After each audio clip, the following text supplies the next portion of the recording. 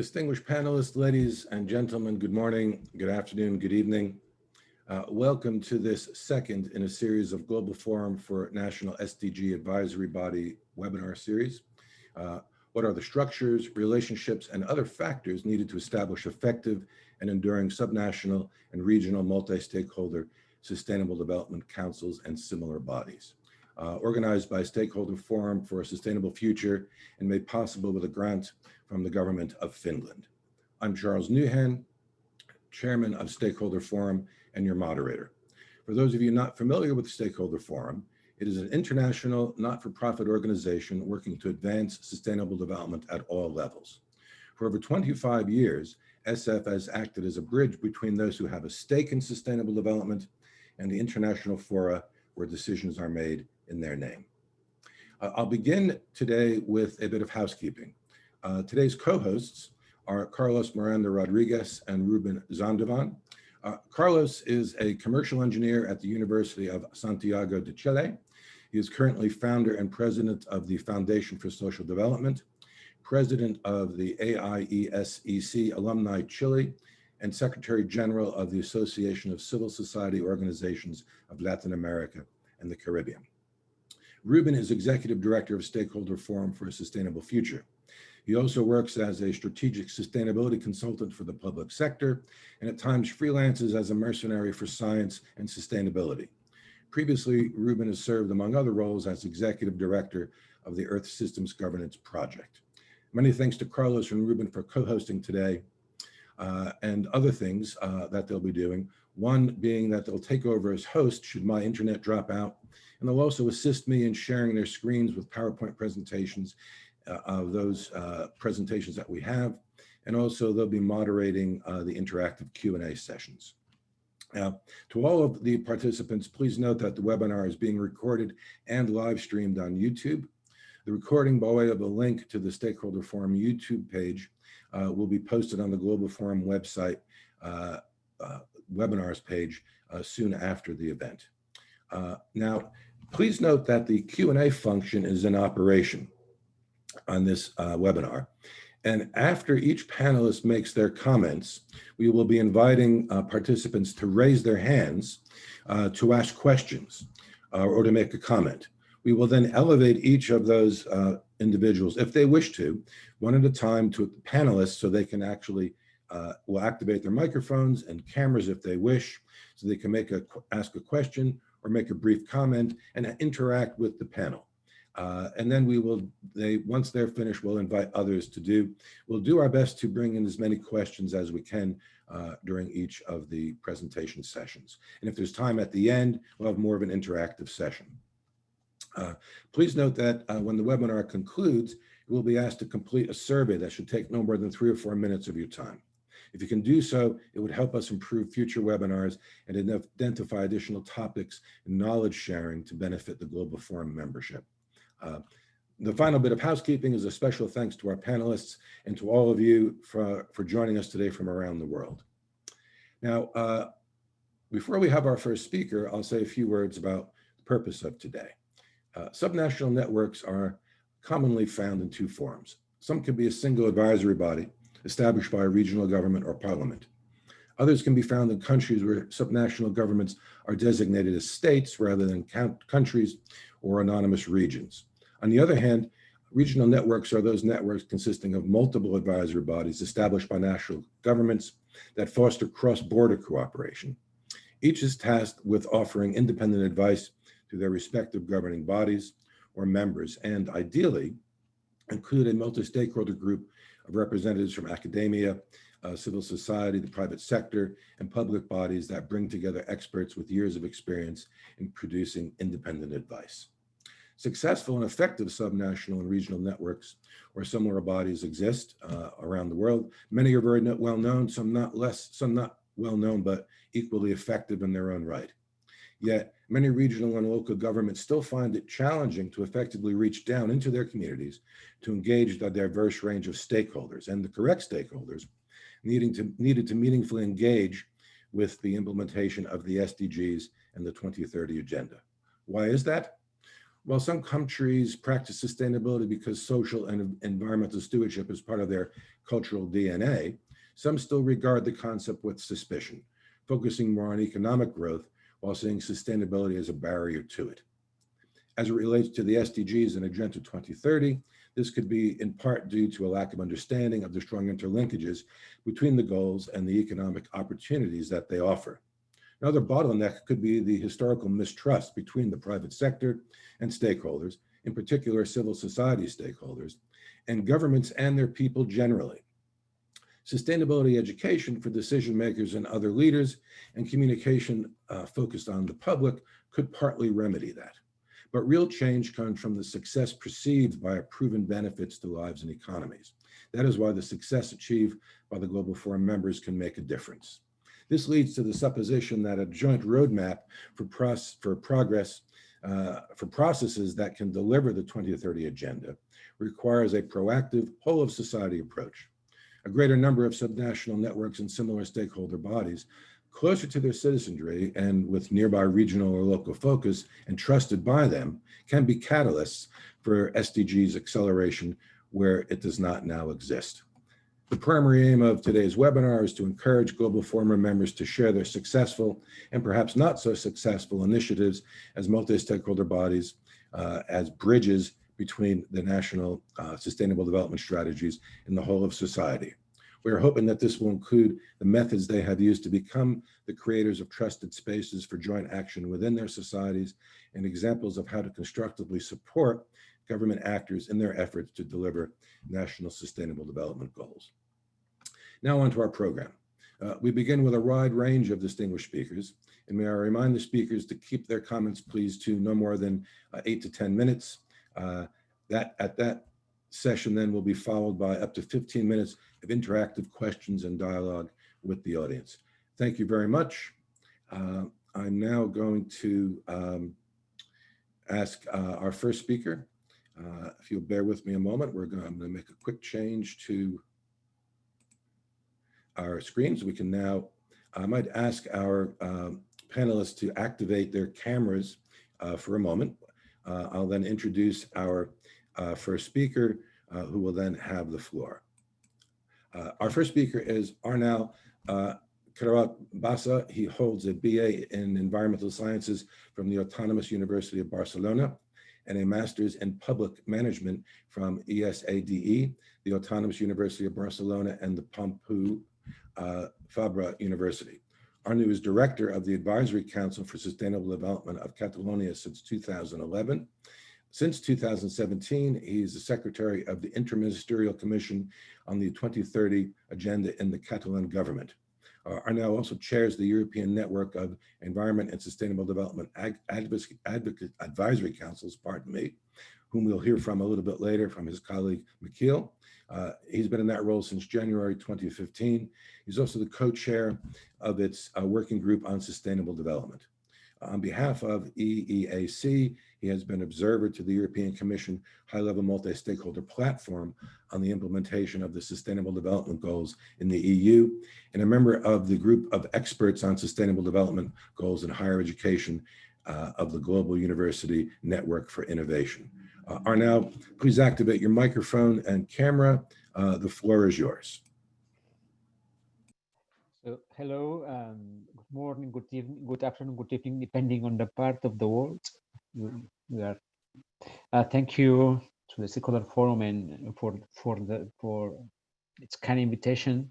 And I'm going to briefly introduce the Advisory Council for the Sustainable Development of Catalonia and the work the Council has done regarding the integration of the SDGs in the core of our government strategy. So, you know that my council was established, the Advisory Council for the Sustainable Development of Catalonia was established in December 1998, and it has the mandate of advising the government on sustainable development issues. It means everything, but it was, you know, only 6 years after the Rio summit, and many things needed to be improved at that time. when the government created the council only was allowed to advise the government by request of the government. And but then, and it's a crucial point from my point of view, is that since 2014, the council has the capacity of advise the government on its own, by its own initiative, and this is crucial for us. And it's crucial because in 2015, the government decided to localize the SDGs in Catalonia. The idea was to prepare a national plan for the SDGs. And the point is that the council at the time realized that it's obvious that the process of localizing SDGs requires a deep understanding of the goals, and also requires the full integration of the SDGs in the core of the governmental action. And this requires also a transformative willingness, a willingness to transform the policies, regulation, etc. And it also requires the adoption of a systemic vision, full intermediate approach. And you know that it is easy to say, it's not so easy to reach all these 4 points. The point is that the council proposed to the government to prepare a report on, just with recommendations on how to localize the SDGs in Catalonia as a basis for the elaboration of the plan by the government. And this is why the government accepted, and this is why in 2016 the council launched the 2030 agenda, a report which the title of the report is a 2030 agenda, transforming Catalonia, improving the world. And the title was very, I think that we made a point. The 2030 agenda was not, or it's not only an international agenda, it's a global agenda that requires an internal, domestic transformation, and also a global improvement. And we decided to give this title to the report just in order to make sure that the government understood that it was not that there were many homeworks to do at home in terms of contribution to sustainable development. This report was very well received by the government, and is why the council received the mandate to assist the government in the preparation, implementation, and review of the plan and the design and development of an agreement on the national agreement on the 2030 agenda, and also an alliance. The plan we started with this assistance in February 2017. Then the plan was approved in September 2019, and now we started with the design of the national agreement with many different stakeholders, and this national agreement, which at least it's also, it must be said that it's a mandate coming from the parliament. It is important. The parliament mandated the government to prepare and the draft of a national plan, and it was also, the government was also mandated to open this national agreement for signature, and then also it was mandated to create the alliance, the national alliance or the regional alliance for the 2030 agenda, open to all stakeholders committed to the 2030 agenda. So the point is that the council has this role. I mean, we started with a peer advisory position, and this is a report. Then we moved to a more executive position, which is the assistance to the government in the preparation of the plan. And now to the assistance to, we are going to coordinate with the government, with all ministries. We are going to make an evaluation of the plan and a date of this plan, because this plan, national plan for the implementation of the 2030 agenda, needs to be reviewed and updated every year. So we are going to do this, and it's not normal to have an advisory council having this position, but we made. The other point is that we are supporting the government in the dissemination, the diffusion of the national agreement for the 2030 agenda, and we are also dynamizing this alliance that was created just before the COVID. So you must imagine the difficulties we have now in order to have members all together, just discussing how to move forward. But the alliance is there, and we have members, and they are very active.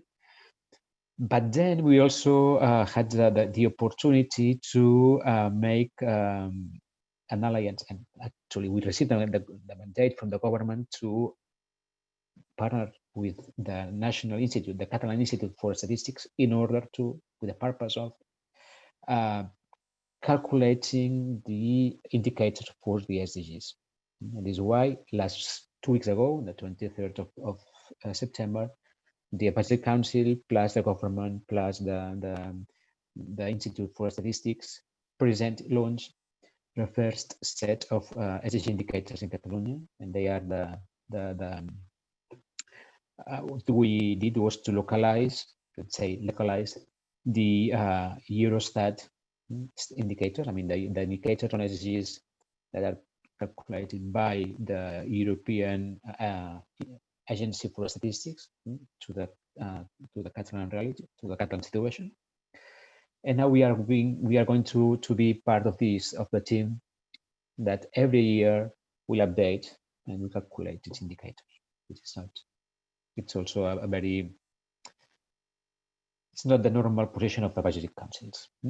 And then the other point is that due to this situation, we were invited by the government to be part of the team, interministerial team in charge of the design of the National Recovery Plan, Economic Recovery Plan, that was approved in July 2020. So the point is, we approve a statement in April 2020 on the COVID and the need to put the SDGs at the center of the recovery, of the economic and social recovery. And this is why the government decided to put the SDGs just at the core of the plan, of the recovery plan. And due that we have been there, that we had produced this report and that we have coordinated the national plan for the 2030 implementation. So we were invited to join this team that was composed by by people from all ministries. It was a really good experience to see from a advisory position how things are going on in a more in the government. This is a very interesting experience. So what are we going to do now? What the country is going to do now? We are going to be there with a plan.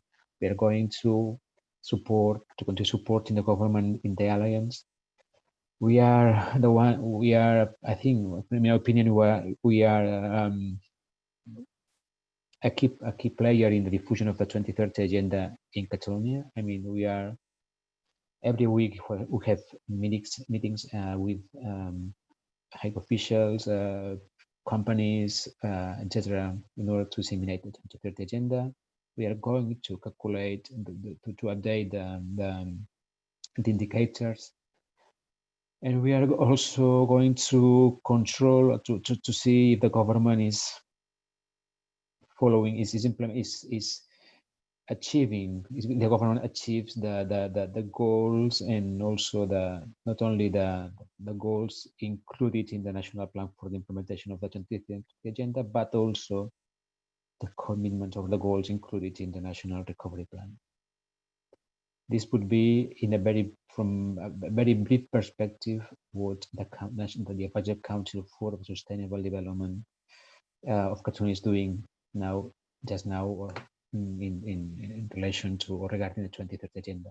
So if I had to summarize, it would be the idea is how to move from a prior advisory position to a more executive position, or a more active position in the promotion and the implementation of the SDGs. This would be my point. Thank you very much. Arnel, thank you very much. Please stay with us so that we can take some questions from the attendees. Now, I'll remind those participating, if you would like to ask a question or make a comment, please put your hand up in the participation, put your hand up, raise your hand as it says in the, I think it's in the chat box, or put a question in the Q&A box, and we will bring you in. We'll activate your microphone and your camera if you wish. In the meantime, while we're waiting for that, I have a question for you, Arnel. There's a different sort of grouping that exists out there for regional governments, and there are governments that are part of the organization known as Regions for Sustainable Development. That's a group of regional governments, quite a few, that's been active since the 2002 Johannesburg summit, when it was created. And I think Catalan government was chair of that at one time, and it sort of rotates through. I'm wondering if you might make a few comments about how how your council or your government interacts with that group. It says Regions for Sustainable Development, but there's the voice of regional governments. I'm curious if you could talk about a bit how that works. And I don't want to put you on the spot, but it just struck me, that it's a rich group of countries that are part of that group. Yes, but it is not the only group. I mean, the point is that the Catalan government, but also some regional governments are part of, as you said, Regions 4. It was the network changed the name. It was the Energy for SD, and then that changed to Regions 4, which is a global network. It has members from the south, from north, and this is quite interesting. And it's true that it's a very diverse network. I mean, there are regions like Catalonia and the Basque Country, but then we have also states from the US, which is quite diverse or some state in Brazil. So and they work now. They are focusing on some topics, mainly climate change and biodiversity. They follow the different. The CBD meetings, etc. So they are mainly focused on this point. But this is not but this is only one of the regional networks working on sustainable development. We have a UCLG. UCLG will be the United Local and Regional Governments. We have Orufogar, which is also so. The point. I mean, I don't know if I replied to your question, but the point is that we have many different actors, different players, different networks, and the majority of governments are part of 3 or 4 or 5 different networks working on the same topics. So the point is how we can also try to put all these networks all together, working in the same direction. I imagine you find that to be a challenge. But it's a very interesting challenge, but it's. Well, thank you for elaborating on that. I see we do have one participant is with us to ask a question. That is our colleague Irena Zubcevic from the United Nations. Irena, if you want to unmute your microphone, and you're welcome. There you are, and please join us. Your microphone is still muted. Do you hear me now? We do. Thank you. Okay, great. I have actually 2 quick questions. One is Spain presented its voluntary national review, and it's going again to present next year in 2021. Mm-hmm. And what kind of cooperation did you have or will have, and how you're preparing for this next review in 2021, and any experience you had with the government?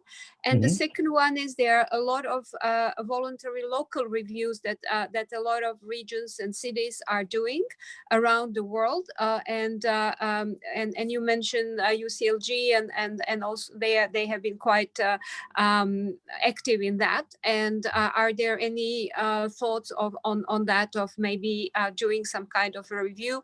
Because a lot of them said that it was quite useful for raising the for localizing the SDGs and raising the awareness. Thank you. Thank you to you for the two questions, which are really interesting. Let's start with the first one, the cooperation with the Spanish government, and we have a good relation with you know that the Spanish government created a high commissioner for the president of the government appointed a high commissioner for the 2030 agenda, Mrs. Cristina Gallac. Then the new government, but with the same minister, due to some internal the coalition in the Spanish government, the government took the decision to create a new secretariat for state. I mean, the government appointed the secretary of state for the 2030 agenda, which is located in the or attached to the second vice presidency of the Spanish government. Okay. During the existence of the High Commissioner for the 2030 agenda, we had good relations with them. I mean, and we invited Cristina Gallac to different sessions. She had been member of our council, so there was a good relation. Actually, when the VNR was presented in 2018, 2018, we were there, so we were invited to sit with the other Spanish representatives, so we were there. We were also invited to join the Spanish government and other regions to a meeting with all these people that took place in Madrid before the presentation of the VNR, and we contributed to this document, to the VNR. And then with the new government, we have good relations. We have been in touch with them. In fact, Catalonia is member of the sectoral conference. I mean, the conference of regional governments on the 2030 agenda that was created by the Spanish government. And personally, I am the director representing the Catalan government to the group of directors assisting our ministers to this sectoral conference. So we are there. We have good relations with. At least I think that there is a good cooperation regarding the 2030 agenda, and we have also sent them information, and we have contributed to the elaboration of the last report that they produced just before summer. So the cooperation exists. And then regarding the voluntary local review, yeah, you know that also the last council presented its voluntary regional review, VRR or V. I don't know the exact. It should be the VLR plus R. I don't know how to pronounce it, but we don't have this. I mean, the situation is quite. The political situation, you know, that it's not. We are going to have elections just this in February 2021. So we'll see if we are able to do something in terms of preparing a national voluntary review, because you know the elections do not facilitate or do not make easy this kind of global evaluations or global in the elaboration of these reports. It will be my goal to prepare this and to be able to have this report, this review ready for presenting it in June, July 2021 but we'll see. As I said, the existence of the elections will make everything difficult. Arnau, thank you so much for that, for the great detail. There are no other questions being asked at the moment, so I just want to give our panel an opportunity. Would anyone on our panel like to ask a question of Arnau before we move on to our next speaker? If so, feel free just to unmute your microphone, but if no one does that within the next 10 seconds, we'll move on to our next speaker. Arnau, thank you so much. I appreciate that, especially the great detail and answering our questions. We'll now move on to our next speaker. Now, our next speaker was meant to be Yolanda Martinez Lopez, Secretary of Wellbeing for the state of Oaxaca, Mexico, but she has been called away to an urgent meeting with the governor of the state. So we'll hear from her deputy, Jose Christian Morales Marquez, who leads on matters related to the 2030 agenda. And those of you who joined us in Bogota in February are very familiar with Christian. So Christian, please activate your microphone and your camera, and the floor is yours. Thanks a lot, Charles, for the special invitation to participate again with this community. Hi to my colleagues from Georgia, Tamar, Catalonia, Arno, from the Netherlands, Michael. It's very good to see you again. Many people, familiar faces that we've seen each other in Bogota last February. Many thanks again to Stakeholder Forum and its allies, the German Council for Sustainable Development and UNDESA, who are present here as well. First, Charles proposed a special matter to discuss in this panel. So I first want to talk about the context of the state of Oaxaca in order to understand structures and relationships and factors needed to establish these effective and enduring multi-stakeholder sustainable development councils. And in this issue, Oaxaca represents a very exciting challenge for implementing actions at state and local levels to reach SDGs.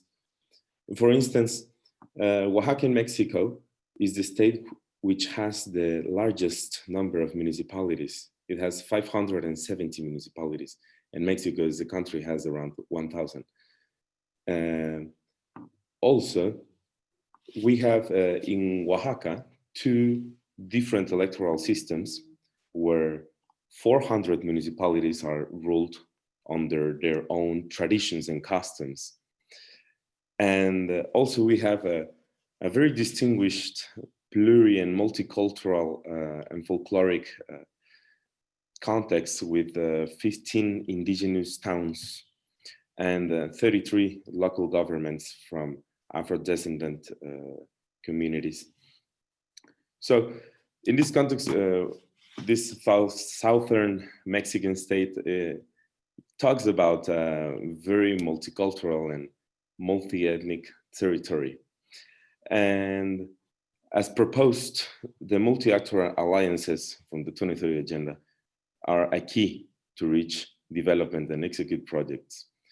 So in this matter, I highlight 4 facts that has helped us with the endurance and effectiveness of Oaxaca's State Council.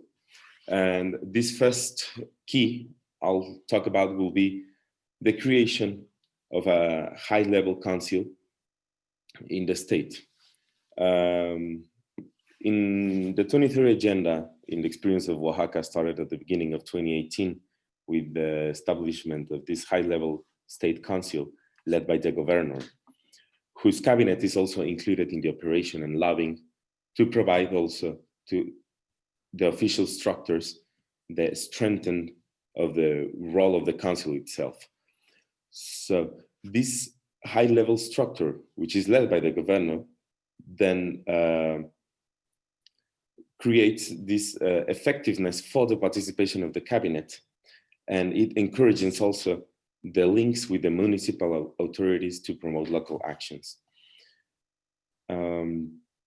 Second, this state council needs the creation of working tools to promote also local actions.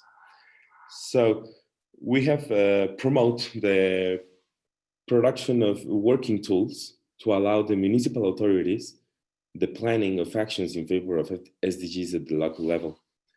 In collaboration with the GIZ, this State Council has developed a guide for the elaboration of official municipal development plans with sustainable approach.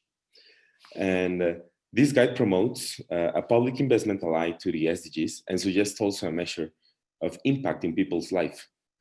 So this guide has helped many of the, as I said, we have 400 municipalities which are ruled under their own traditions.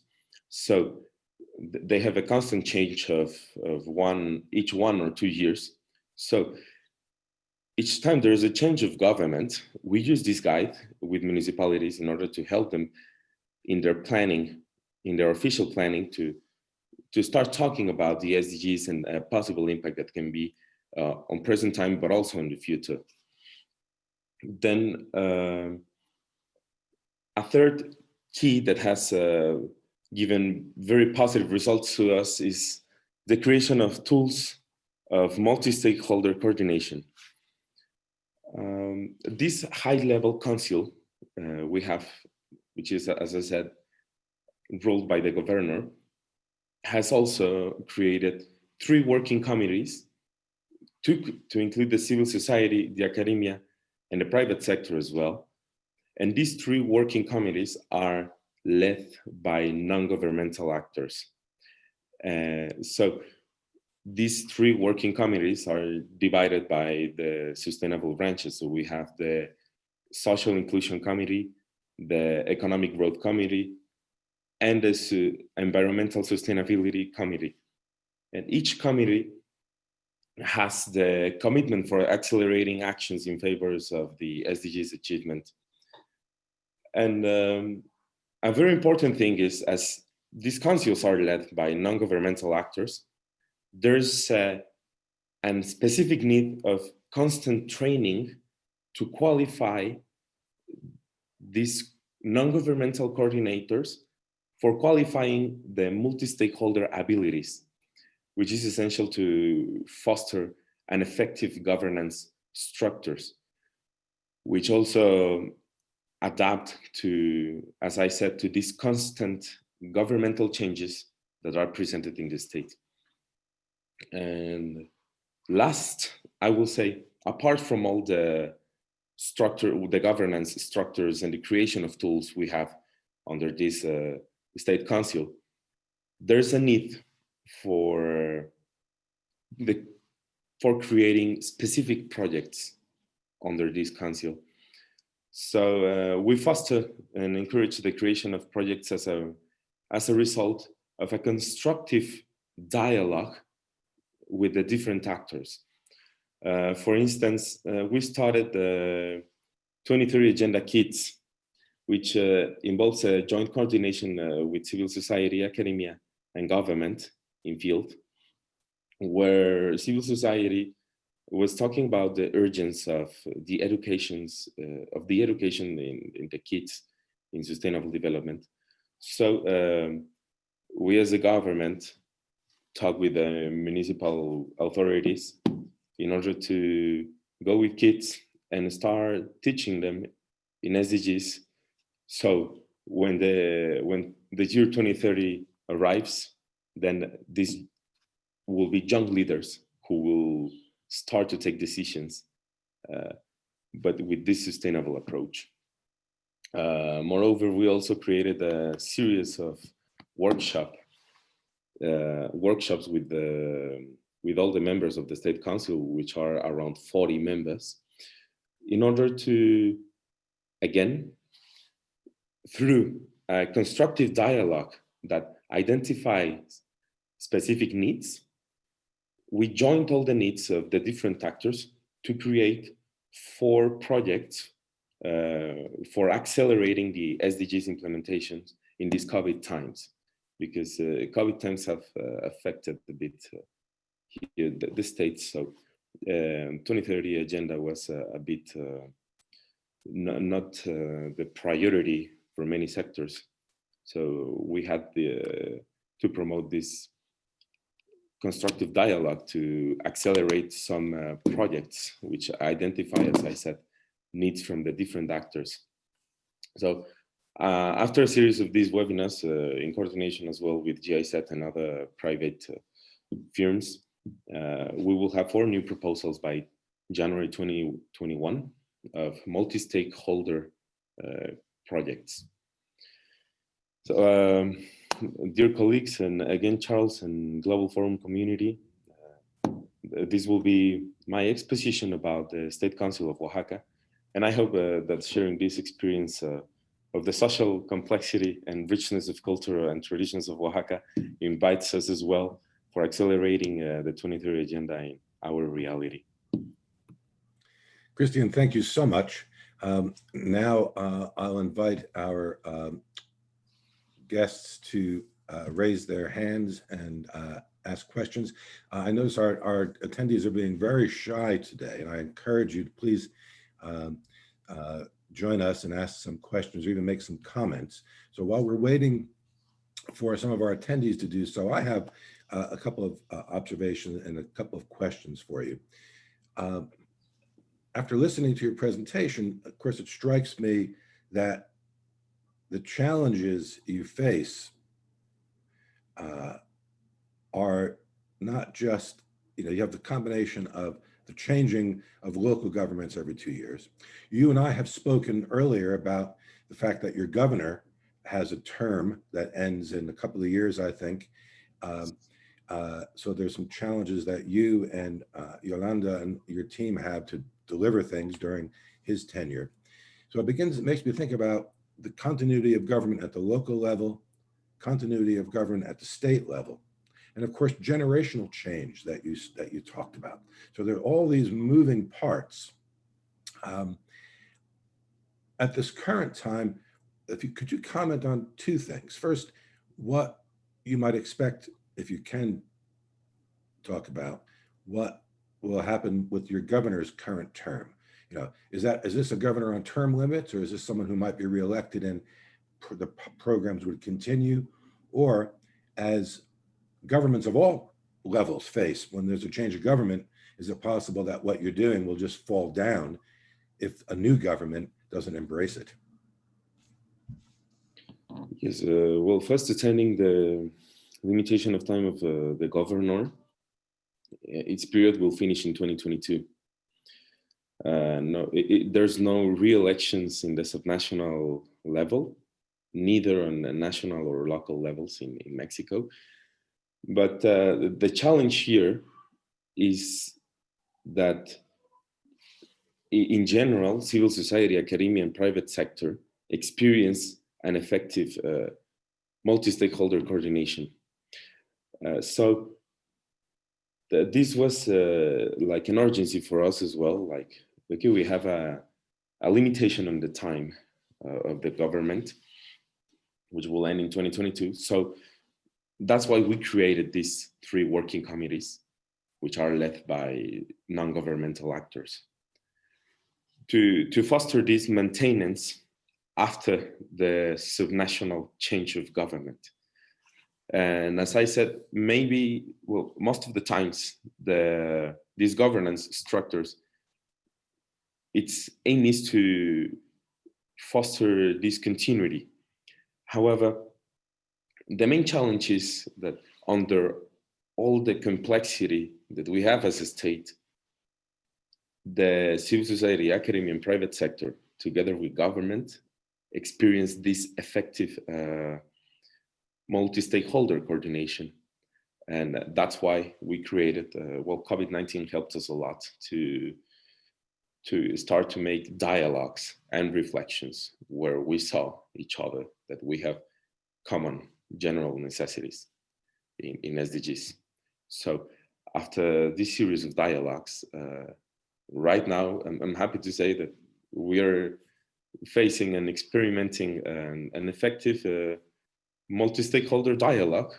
And I think this will be the key in the governmental changes, because civil society also has a role, academia and private sector. So if there will be, let's say, permanent, they won't change as government.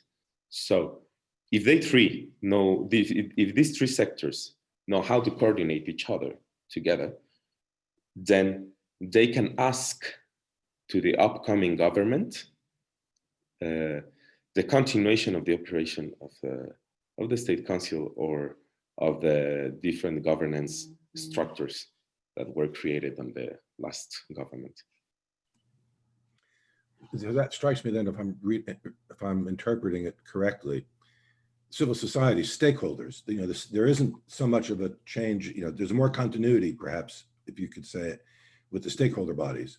So they continue to be engaged, and they will push the new governments, new administrators for continuity in these processes, to the extent that the stakeholders are engaged and find it to be meaningful to their constituents. Yes, totally. Civil society has well, if we talk about facts, civil society generally, its period of living time will be more than 15 years. And actually, citizenship has more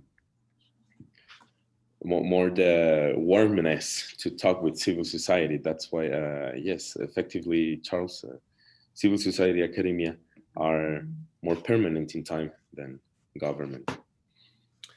Thank you, Christian. Now, I don't see any other hands raised, but I just saw there was a question by our colleague, Mike Simpson. Mike, do you want to maybe ask that question directly to the panels, or are you, would you rather just leave it in the chat box for now? Because you're welcome, Mike, if you want to raise your hand, we'll elevate you to a panelist. If not, you're not obligated to. Either one. There he is. Yay. Hi, everybody. Hi, Christian. How are you? It's good to see you. Oh, Michael. It's very good to see you. Early morning here. Anyway, very interesting to hear about the fact that the multi-stakeholder body also implements projects.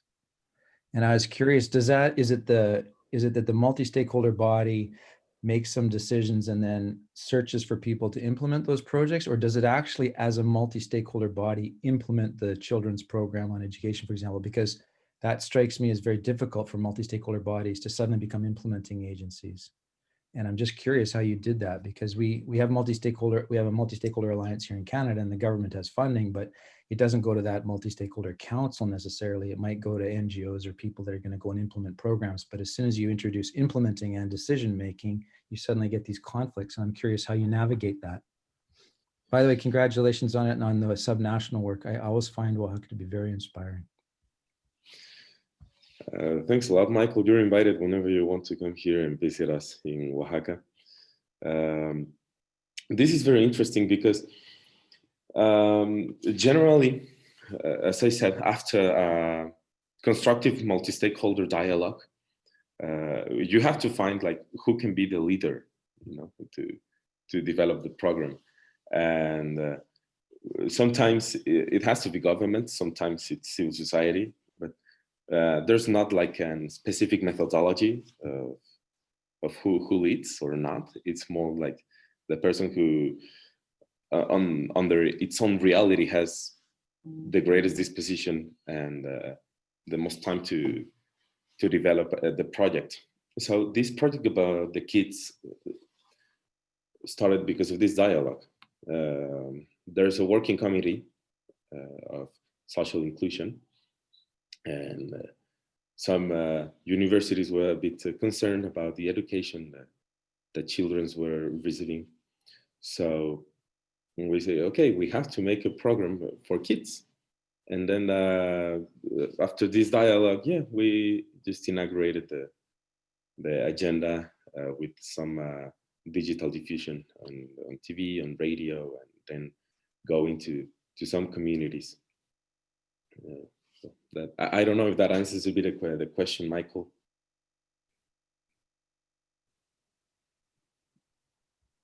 Well, I mean, I think it would be very interesting to see the results of that and see how, whether or not a multi-stakeholder, you know, what happens with funding, as soon as you introduce funding, then everybody starts going for the funding instead of making the decisions around how you're going to implement the larger questions that you're trying to tackle in multi-stakeholder bodies.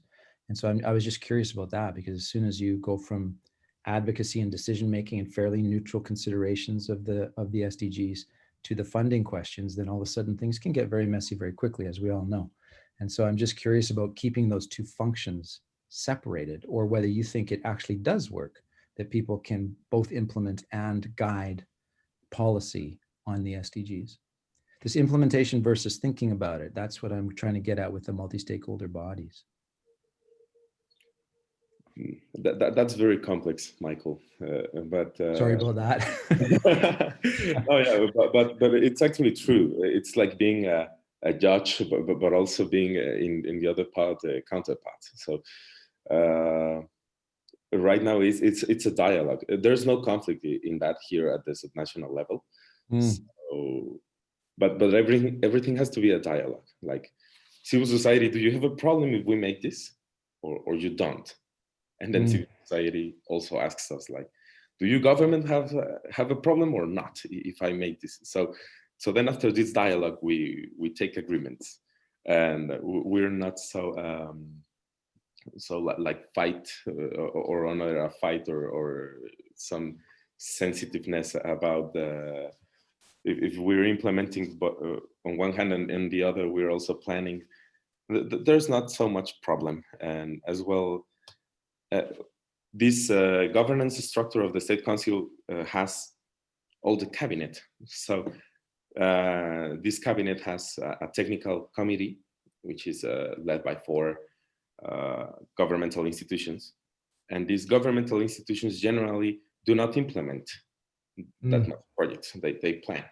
However, the other 16 governmental institutions regularly they implement together with civil society and so on. But there are not so much cases. So if you want, we can talk on a bilateral way about these experiences and projects. It's very interesting. Thank you. We have another question, I understand. Carlos or Ruben, have you elevated? Here we go. Anise, nice to see you. Please join us. Activate your mic.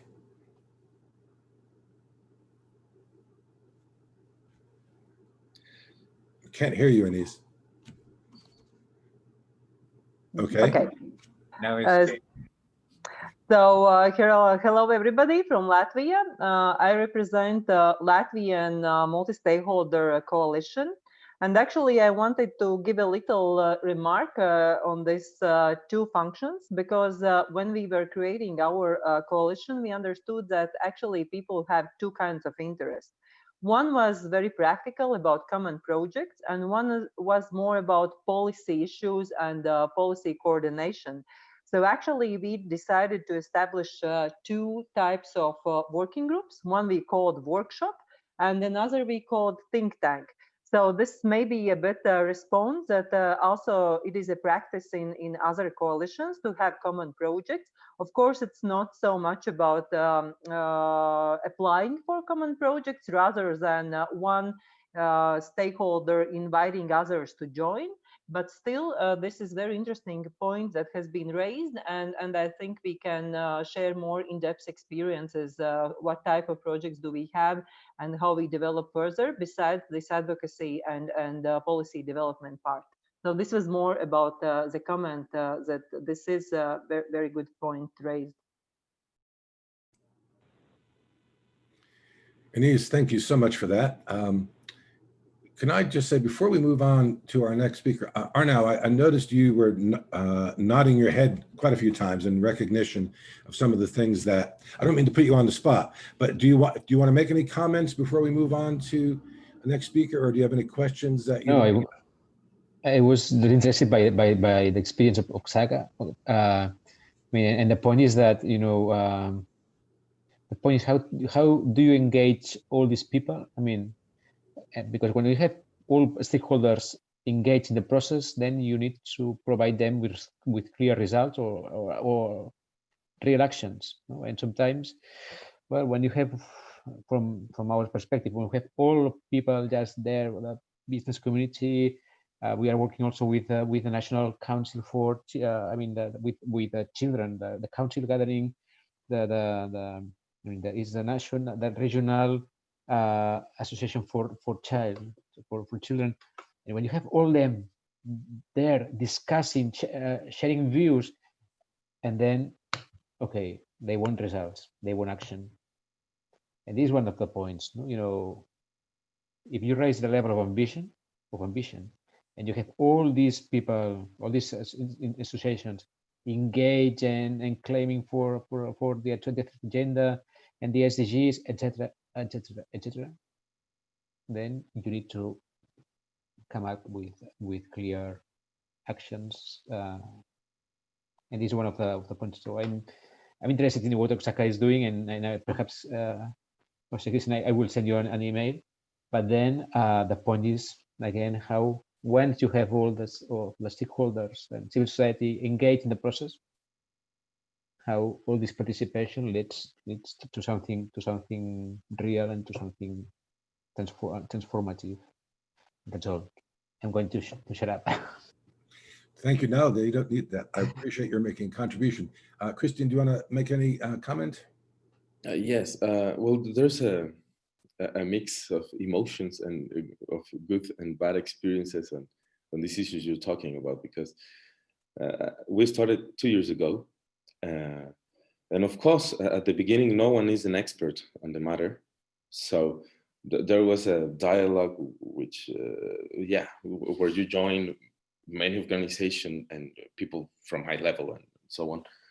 And if the conversation does not go to concrete projects, then all the organizations and the institutions that are on the council, they start losing interest. So that's why there's an urgent need for the creation of projects. More than, this is a bit risky to say, but it's Oaxaca, so I will say that even there's more urgency on developing projects because of the local context of poverty and so on, than making maybe some structural changes on the social policy and so on, because the changes in social policies have always been realizing, but projects not. So that's the interesting part of making concrete things with micro projects in different local communities. And I think that's what has given us some good results. But on the other hand, where there are no projects, of course, we don't have these positive results. We have people who get fatigued and tired about talking about SDGs, and maybe this is a bureaucratic procedure, and yeah, they want results, as you say. So it's very important to create the micro projects for SDGs approach. Christian, thank you so much for especially for that level of detail, and for a very rich conversation from the other parties. I think we ought to move on now to our next speaker. We could always take some more questions towards the end if we have time. Our next speaker joins us from Georgia. Tamar Ekubidze is the monitoring and evaluation specialist with the Caucasus Environmental NGO Network. SEN is a regional organization that aims to foster modern and sustainable development values, build bridges between communities, and develop a progressive society that values and protects the environment. Tamar also serves as the organization's SDG focal point. Her work includes leading projects, monitoring, and internal evaluation by identifying, collecting, and analyzing relevant data. In addition, as SDG focal point, Tamar coordinates SDG-related activities of the organization, including planning, fundraising, and reporting. Tamar, thank you for joining us. Please activate your microphone and camera, and the floor is yours. Thanks a lot for this opportunity, Charles. So I will very briefly overview the challenges that there are in Georgia in terms of effective engagement of non-state stakeholders in SDG process. So to just give you a very brief background, we have an SDG Council, which was created, it was designed as a multi-stakeholder body. So it has public institutions as members, but also includes NGOs. Not so much academia and business, that still remains a challenge, but there are NGOs represented. And there are 4 thematic working groups, and my organization is a co-chair of one of the working groups on environmental issues. So we definitely have had some progress in Georgia in terms of SDGs, which we are very happy and proud of, especially because Georgia was not so active before SDGs. So in terms of sustainability issues, I would say. And we just presented second VNR this year, even though that was quite challenging due to COVID restrictions. Georgia still managed to present it in time. But I would say that there is definitely a willingness from the side of the government to engage non-state stakeholders. I really do not have this feeling that they're unwilling to engage us, but still, despite this willingness, there are lots of challenges remaining. And first of all, I would say the main challenge is that it's not very clear how exactly non-state stakeholders should be engaged, to what extent they need to be engaged. And this is even more challenging because the non-state stakeholders themselves have still quite limited awareness and understanding of SDGs in general and their role in the process in particular. For instance, in terms of VNR, we were consulted, our organization and other NGOs were also consulted, and there was a small survey that was included in the VNR as an annex. And the goal of the survey was to identify which projects we're doing and how they contribute to SDGs. But that was still a very indirect way of contributing to the report. We also had an opportunity to, we received the draft version of the VNR, and we had an opportunity to comment on it and to provide our ideas before the report was finalized.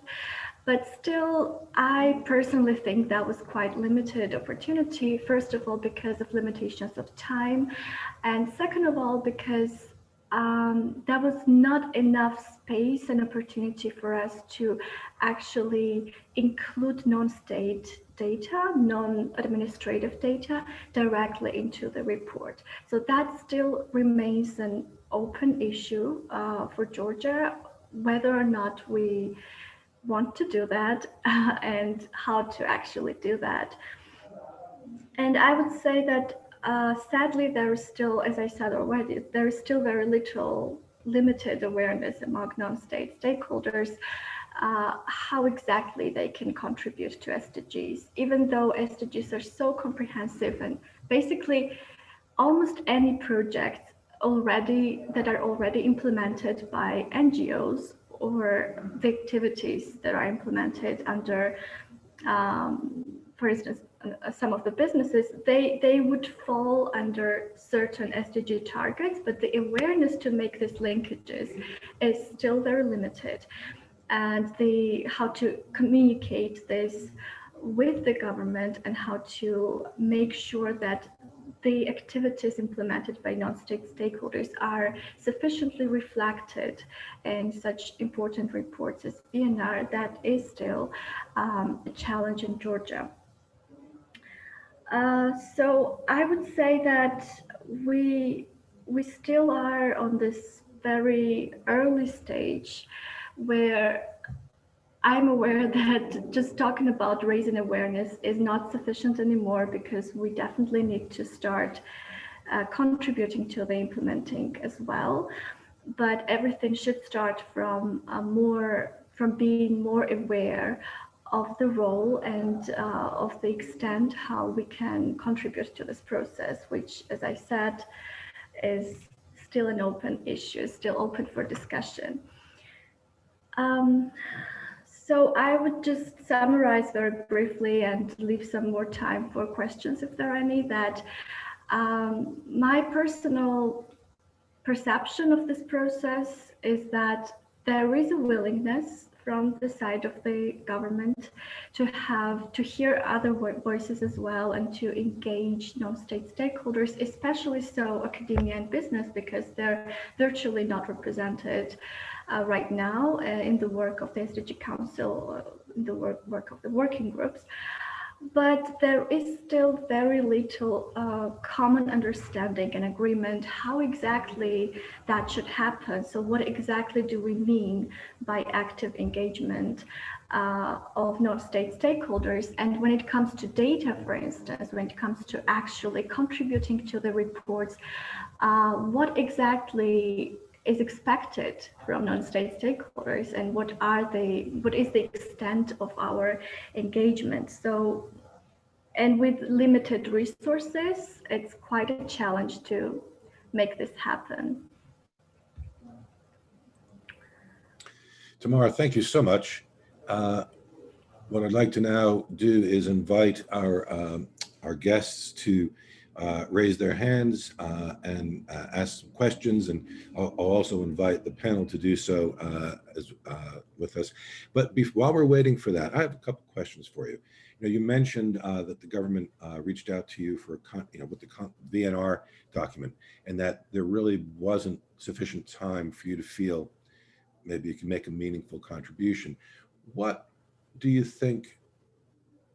How much time did they provide you with, and how much time do you think you would have actually benefited from? How much would you really need to do it? And maybe one way of answering that is to say, from our perspective, here's what we would like to see that process be. Mm-hmm. It can be meaningful. What are your thoughts on that? Thank you. That's a very good question. I think it also depends, when I say about limitations of time, it also depends to what extent the non-state stakeholders are already aware and engaged in the process. Apart from just lots of additional things on the agenda and things to do and busy schedules of other organizations, because SDGs, of course, are important, but for most organizations involved in the working group, that's an extra engagement. If I'm not mistaken, if I remember correctly, I can check it later, I think we were given about a week or even less than a week. I would say, for instance, for me personally, that was a challenge, even though I considered this as a priority, because it is a priority for our organization. And we made time for it, and we made sure that we had enough, that we contributed to the report.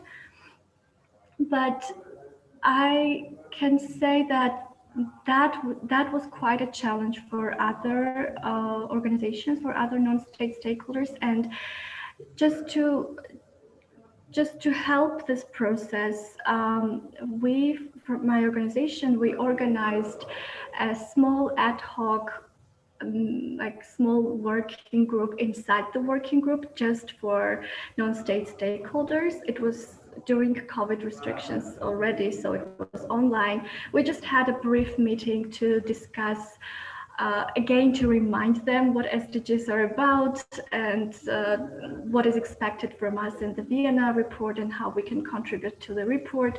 And I can say the timing was very good, because they really needed that kind of additional communication and additional support.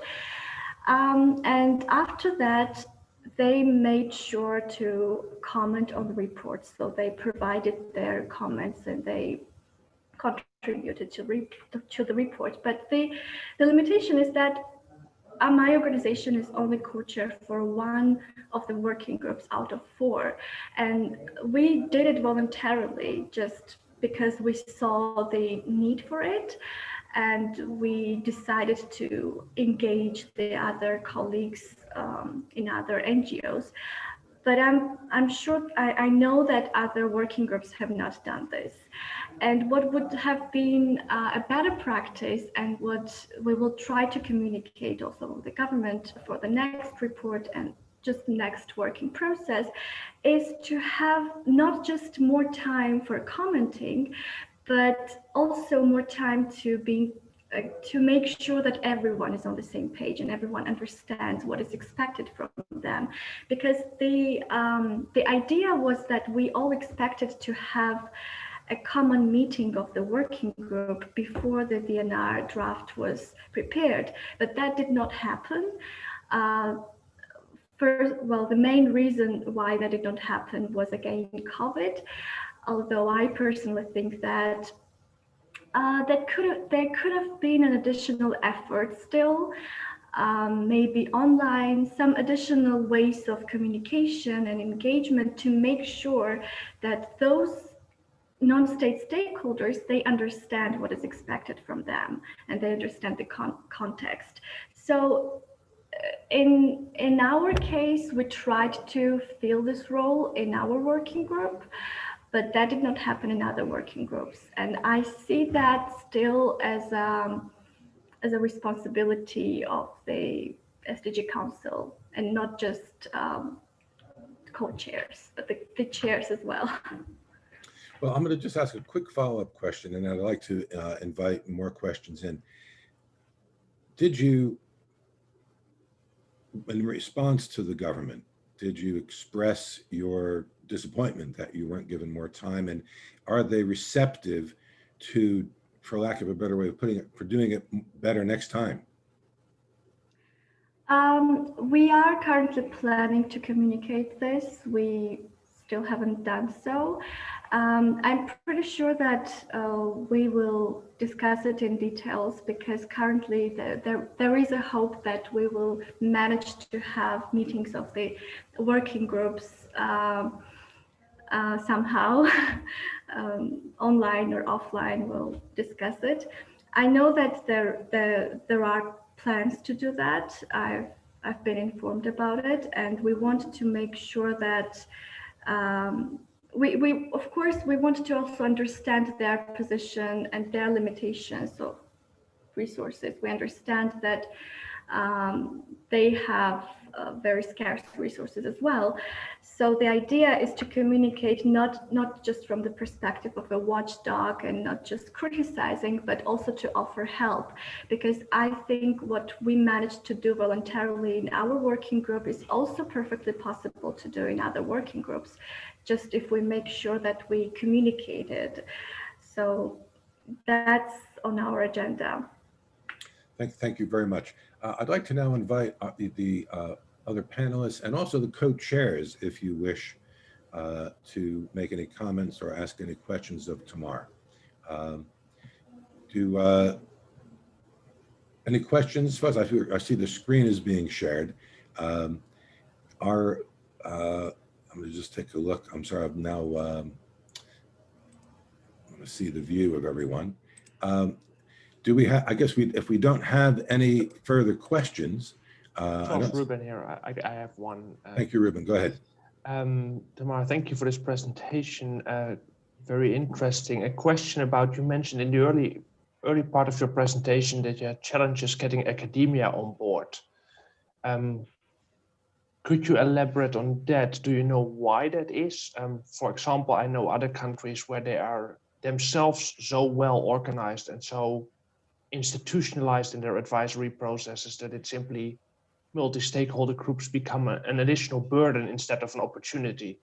And could you, from your context, maybe reflect a bit on that? Thank you for the question. Probably the reason is more or less the same for all different sectors.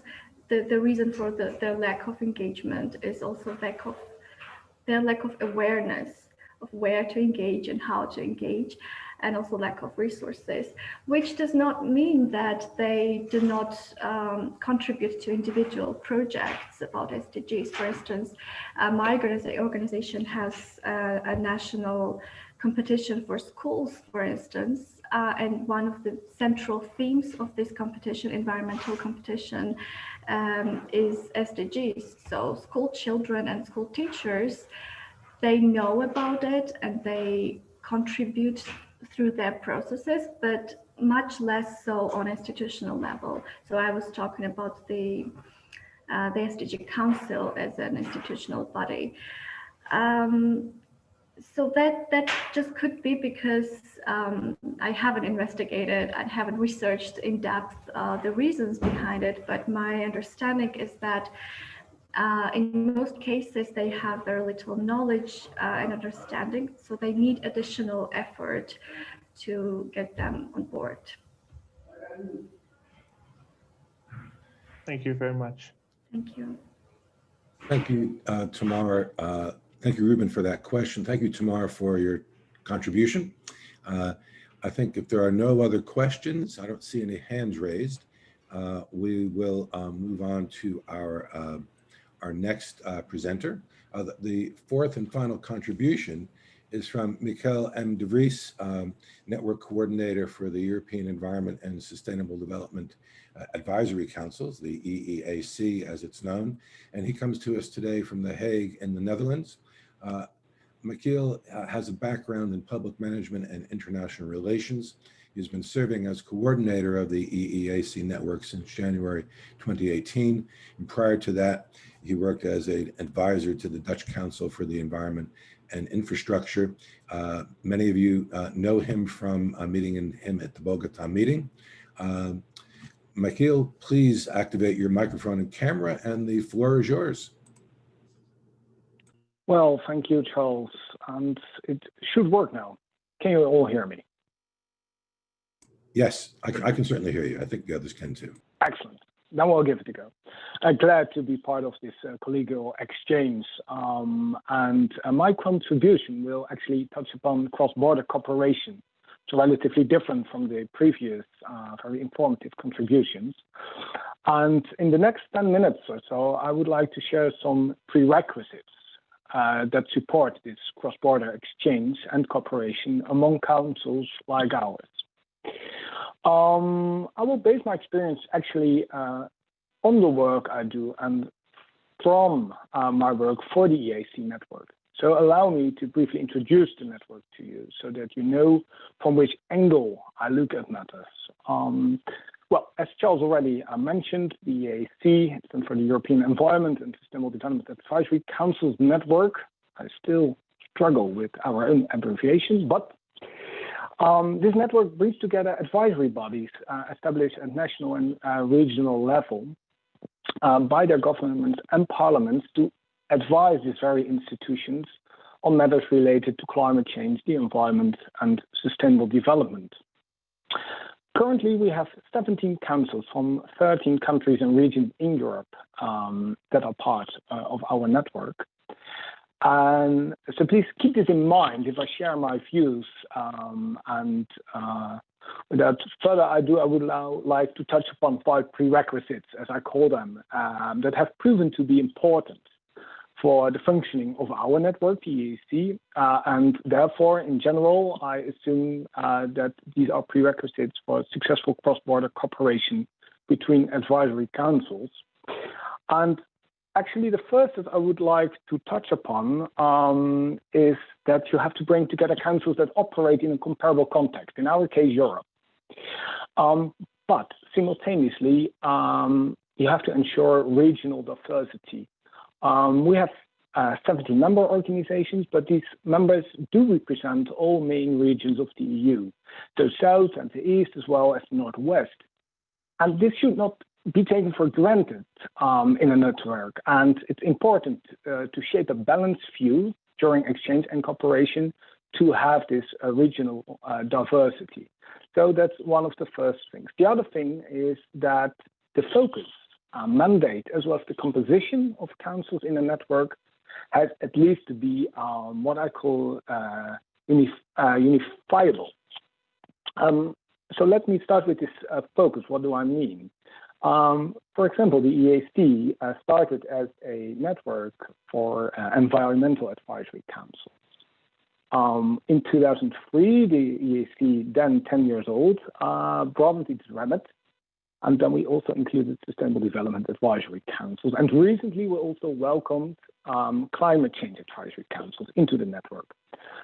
Until now, it's our experience that you can still successfully operate cross-border cooperation between councils, even if their focus is not the same, as long as this focus remains unifiable. Secondly, I refer to the mandate. And here, the network is relatively strong when it is really about becoming a member of the network.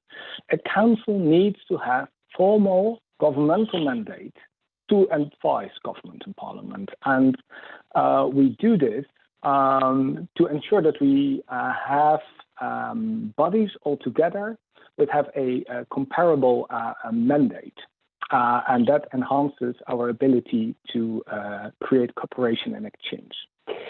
And to conclude, a word on the composition of councils and how that is important. The EAC network is one that rather unusually combines a strong body of scientific experts who fit in the so-called scientific advisory councils with councils that have multi-stakeholder compositions. I would say that this works rather well, since this mix is helpful for navigating the contemporary tides of relative skepticism about the role of certain experts and detached scientific voices. We all know the debate out there. And it gives our network really this distinctive place in the array of organizations that are seeking a role at the interface of science and society. But yeah, that's really also important to us. And then I will touch upon really one of my favorites, and that is make cross-border cooperation worthwhile. Because it costs.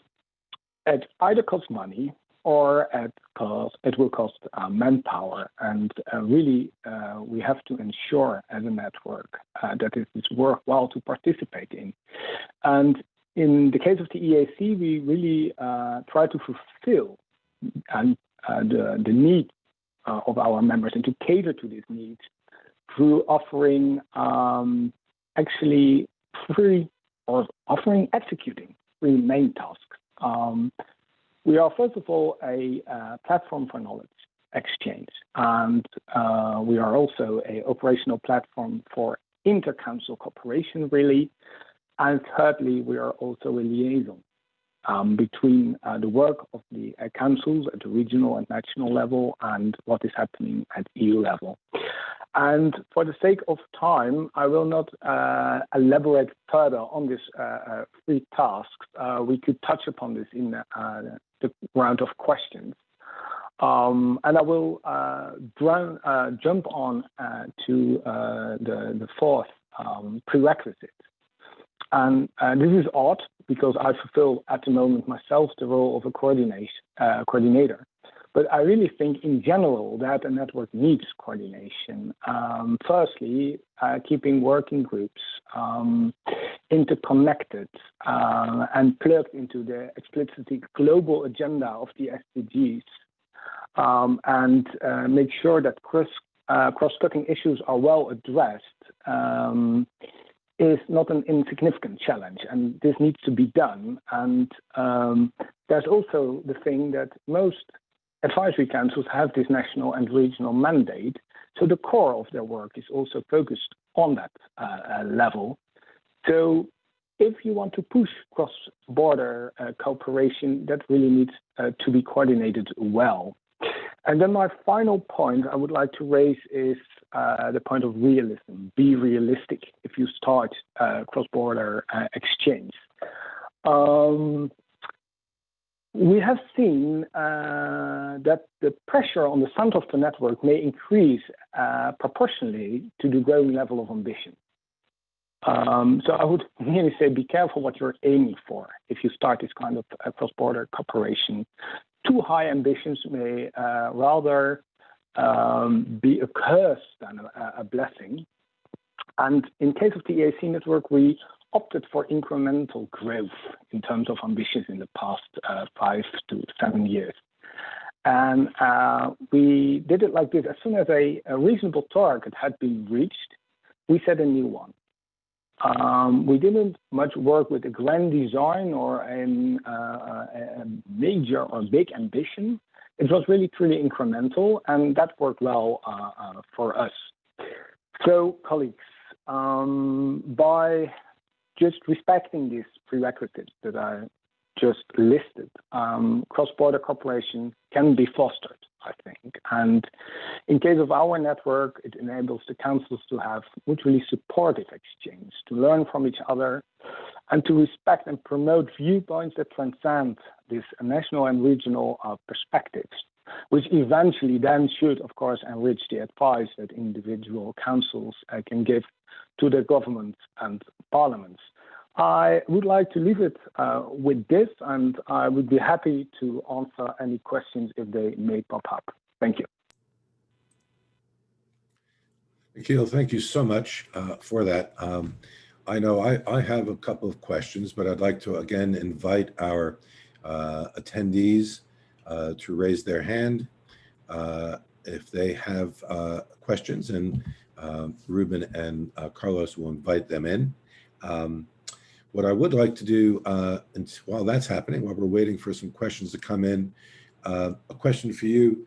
You know, the network, the EAC network has been around since 1993. It's been successful.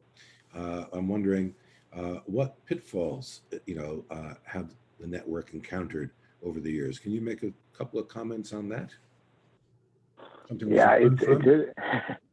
Yeah, it's a tricky one, really. And allow me to leave it up to your imagination whether the network really encountered its pitfalls. But one of the first things here I would like to mention is to keep the need of the member councils center stage, really. As soon as that needs are not catered well, especially for a longer period of time, you will immediately see cracks, and you have to pay attention to this.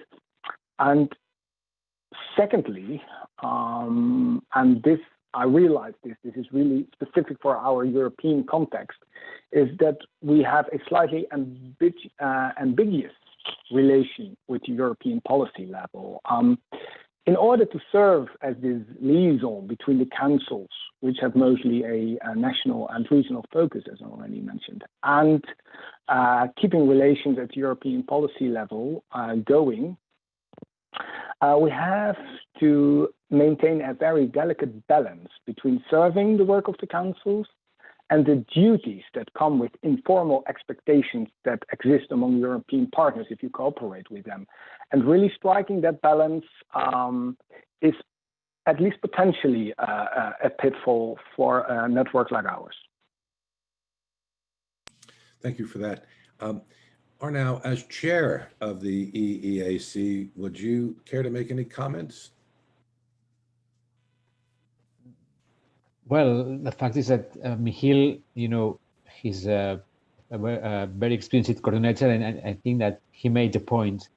However, I mean, the idea is the network has this very special role, which is making also the transition, being an interface between, playing this interface role between policymakers, society, and science, which is, from a theoretical point of view, this is very easy to say, but then we see that we need to constantly improve the interface, and this is a major role we have now.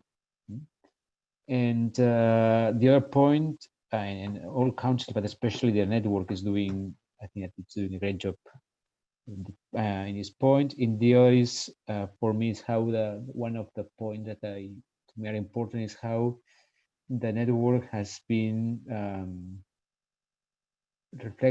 making reflection about the post-COVID crisis, and also how sustainable development means biodiversity, energy transition, etc., should be at the center of all the the different national recovery plans. And this is a role that we are playing from a very informal perspective. From a network, our countries are working on it. I think very directly. The network only has the most European perspective. But the last letter, the letter we prepared, I think here was in April or May. I mean, it was quite interesting, and perhaps we could share it with the attendants. But it was a letter that was very well received for a wide audience, including the European Parliament and other institutions, because it was a letter coming from a neutral institution. I mean, the network has no interest. I mean, we are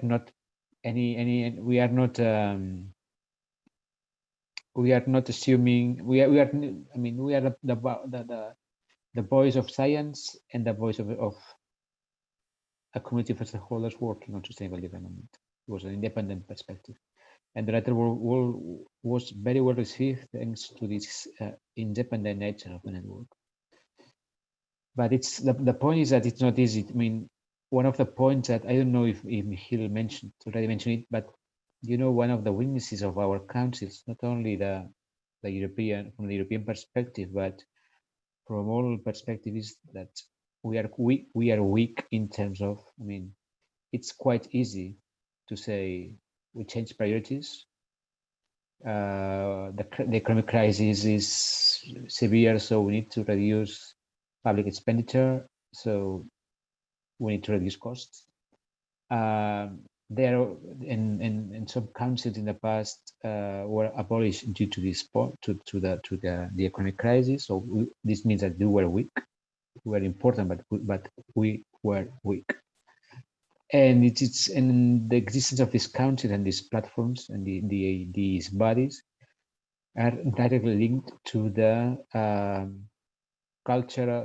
policy culture of the countries, and the willingness of the government and parliaments to be advised. So this is another weakness that we have as a body, as different bodies, and also as a network. This would be my point. Thank you. Thank you for that additional contribution. Michiel, back to you. It strikes me, of course, one of the important points that you made earlier was the importance of having network coordination, providing that platform to keep the members connected with each other, focused on some common goals. And of course, one of the goals of the Global Forum is to eventually be able to have it to be a sort of coordinating, for there to be a coordinating mechanism for the Global Forum, because the diverse members that we have all over the globe and the desire to grow the membership and other, affiliation with different councils, whether they be national councils, regional councils, or otherwise. So that's a challenge that we're facing, and we're certainly working on. And of course, the membership of the EAAC with the Global Forum is very much with the understanding that, the Global Forum would not be stepping into your space. That's for you to continue to focus on, but that we would learn from you, and by bringing a greater, more global multi-stakeholder bodies to you, or at least for you to have access to, that sharing of knowledge and learning from each other would be beneficial. So the Global Forum coordination mechanism has work to do, and I think we can learn a lot from you. So thank you so much for that contribution. Carlos and Ruben, do we have any other questions? We do not have other questions, other than that I have a question for Michiel. Yes, I was going to invite you, Carlos, but I don't see any others in the chat at the moment. Michiel, question, maybe you mentioned it, but I don't have it clearly yet as a picture. How is the relation between the EEAC and the European Union? I mean, on one hand, you're a network of the national, subnational councils, but then how far do you also have a mandate or do you see a role for yourself to be that kind of a similar council to the European Union? Because that's a totally different landscape in terms of actors and processes and dynamics. Apart from, I know I mentioned the letter or whatever, but do you see a structural role or mandate on the European Union level? I'm very cautious with that, Ruben. And that is because the member councils who are gathered in the EAC network have their national and regional mandate by their government. And only a few of them have the mandate to also advise the European institutions. So this is this fine line I was referring to. However, what we see is that more and more often councils within the context of the EAC seek cooperation. For example, 2 months ago, we launched an advisory letter to the Commissioner on Transport of the European Commission. And this letter was drafted by the Dutch, Belgium, Luxembourg, and German advisory councils all together, advising directly to the European Commission. So we do facilitate this kind of direct advisory work towards the Commission. Otherwise, we are more cautious. What we also do is organize policy briefings or meetings, and they're very often, if not always, European institutions are part of the audience and are our stakeholders. And there we openly discuss ideas and challenges, and we also provide solutions. And our thinking is shared with the European institutions. And a third point in which we do get our messages across to the European level is that we always officially share the advisory work by the national and regional councils with the European institutions, and this is well received. However, a formal role in producing a formal statement on behalf of the EAC network, that is something which has been successfully done in the past, but which seems not so much to fit any longer in how the EAC network currently operates. But these are just my views. Thanks. Thank you, Michiel. Carlos, would you do you have any questions? No? I don't see any other questions from our attendees. So I'd like to say thank you very much, Michiel, for that contribution. We have, as I said, we have a lot to learn from you, and I know that you and I will have lots to do in the coming weeks and months. I would like, before we close up, I would like to give each of our panelists, if they'd like to, a minute or two just to make some closing comments or observations. Tamar, as we haven't heard from you for a while, are there any closing remarks that you would like to make before we wrap up? You have the floor if you wish. No, I will just very briefly say, well, first of all, thanks again for this opportunity. It's really very important to hear examples from other countries and to learn from them, especially for small developing country like Georgia is.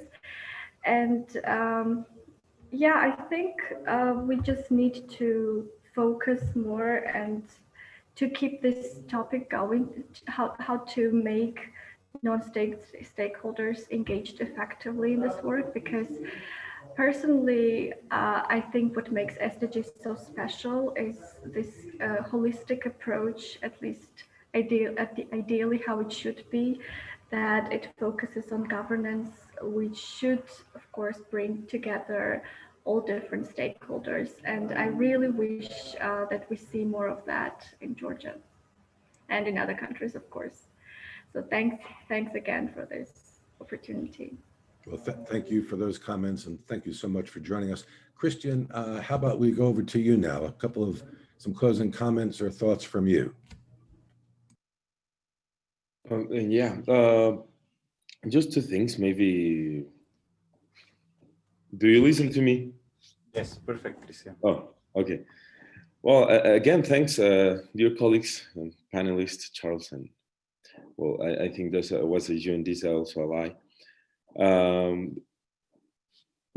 Taking many ideas from our panelists and colleagues, I liked a lot something that Tamar said about the engagement of the stakeholder cooperation because many times there's a good and effective willingness for cooperating and participating on SDGs. However, many times there's a lack of understanding what does really a stakeholder can contribute to a council or to the 2030 agenda itself. And one of the things that we've been learning is that the 2030 agenda starts on the local, let's say, personal projects. And then after operating the personal projects, then you start to think and to view what do you can contribute.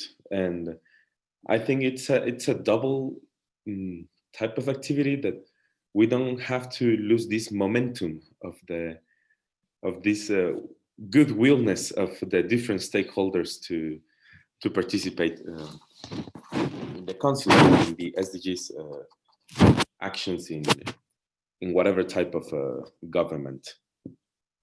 And then it was good also to hear about Michael and Arno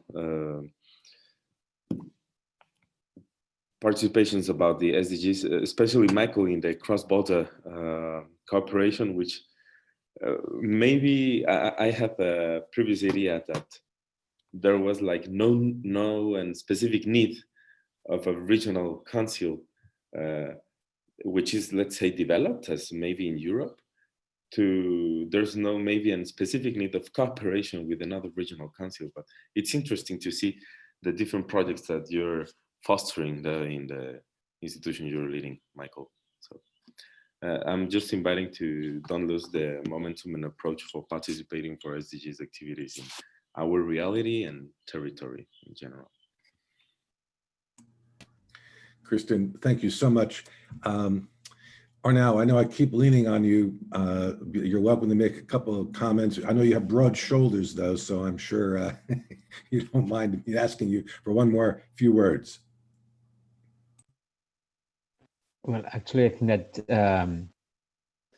the only point is that I've learned a lot. I mean, the idea is, first of all, thank you for existing. I mean, we need this forum.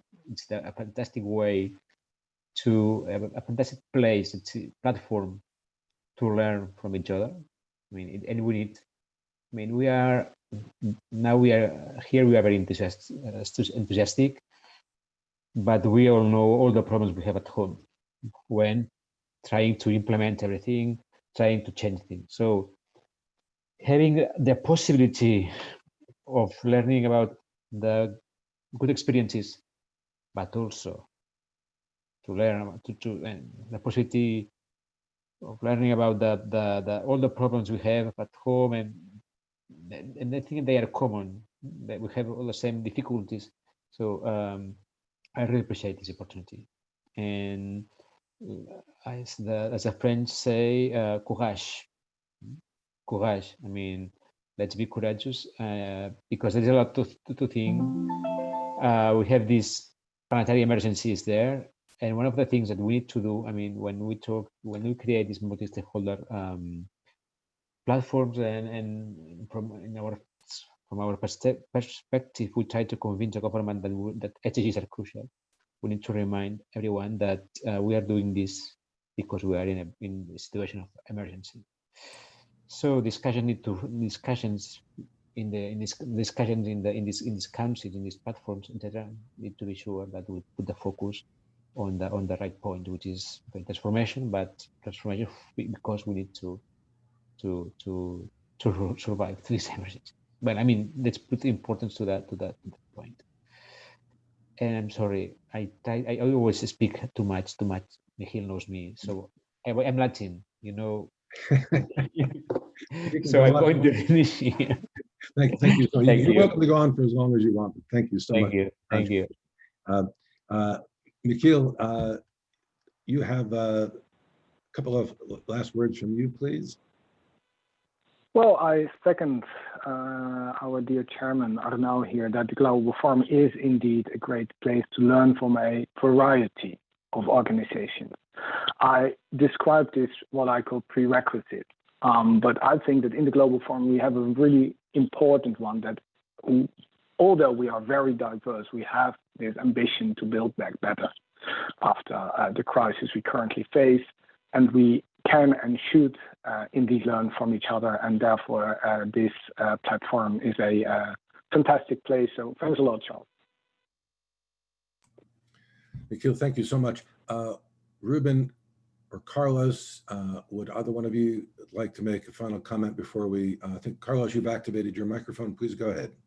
Yeah, perfect. Thank you very much, Charles, for the invitation and the speakers for their time. I feel that this space is very revitalizing, and I hope that this knowledge that we are generating will translate at a global and local level into an inclusive development for all, with a multidimensional and sustainable development. So if we don't go for the actions, it's only words. So I expect that with this revitalizing season, we have now a good day, a good week, and finish this year with very complete our goals for the sustainable development. So thank you, Charles, and thank you all. Thank you so much, Carlos. Ruben, would you like to say a word before I do a final wrap up? Sure, yes. Mainly just to thank the speakers, very interesting.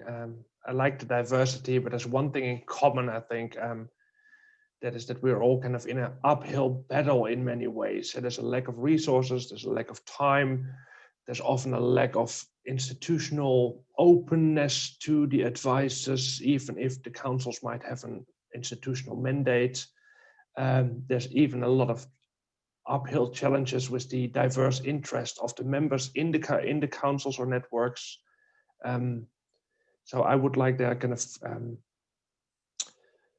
take the word that Arnaud used, courage. I think that was a very nice one. It takes some courage to take this all on, especially in an uphill battle where, well, it's not an uphill. The SDGs is a huge mountain to climb. So we need some courage, and I was happy to see that in a lot of the speakers, this courage to take it on, the complexity and the challenge. Very interesting. Thank you all very much. Ruben, thank you for those supportive words. I think it's now time for me to wrap up. And what I would certainly like to say is how grateful I am for our panel, for the very, very rich contributions that you made. I think we've had a really good dialogue this time. So I'm liking the way this format works, and we'll certainly stick with it and make it, see if we can improve it. And certainly thank you to our guests and to the government of Finland for making this webinar possible, especially to Carlos and Ruben for supporting me as co-host. You guys have done a great job. And what I'll say is, thank you to our panelists, especially from different time zones. Tamara, it's getting a bit late by you. We appreciate your contribution and everyone who's joined from around the world at different times. Lastly, just to say that the third in the Global Forum webinar series, which will explore peer review mechanisms, is expected to be held sometime later this year. Certainly, once that gets developed, we will share the dates and let you know and invite you to take part in that. From then, I would say thank you to everyone. Best wishes to all, especially in these difficult times that we are in. Good health to you and all of your families. And I look forward to seeing you all again very soon. And thank you.